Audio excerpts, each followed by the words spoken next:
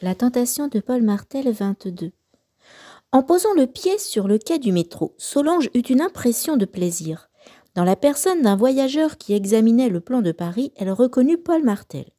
Lui, s'étant détourné, la vit et jeta une exclamation de joyeuse surprise. « Mademoiselle Solange !» Elle était toute vêtue de noir, sans voile cependant.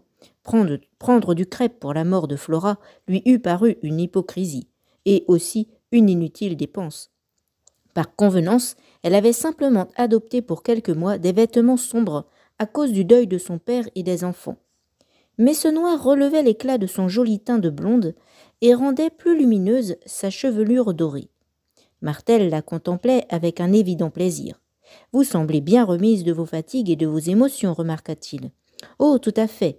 Puis, au fond, vous trouverez peut-être que je dis là une chose monstrueuse.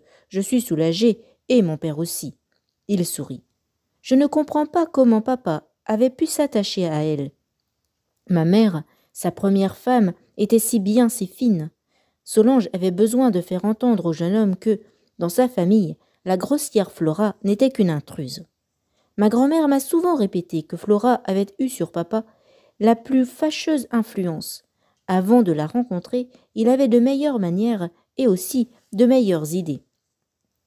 Cette mort, un malheur. Sœur, obéissent sans que, trouve trop sévère, mais dans ces enfants-là, c'est par atavisme sans doute que leur sont venus, mère leur aura infusé dans le sang.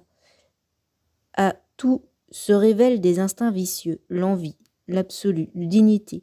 Solange, commencée sur le quai du métro, se continuait dans le train. « Où descendez-vous, mademoiselle ? » « À la prochaine station. »« Déjà ? J'aurais tant voulu vous...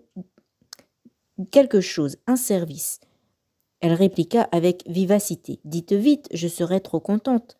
Voici, ma pauvre chère maman, par suite de son infirmité, connaît les longues heures oisives et solitaires.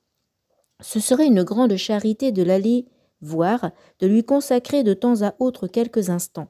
Je sais que vous avez peu de loisirs, mais vous lui feriez tant de bien. Je lui ai parlé de vous et elle désire vivement vous connaître. » Solange fut un peu déçue. Elle avait espéré qu'il lui demanderait davantage. Pourtant, comme les visites à l'aveugle seraient l'occasion de rapports plus fréquents avec Paul Martel, elle répondit de bonne grâce « J'irai certainement, et ce sera pour moi un vrai plaisir. »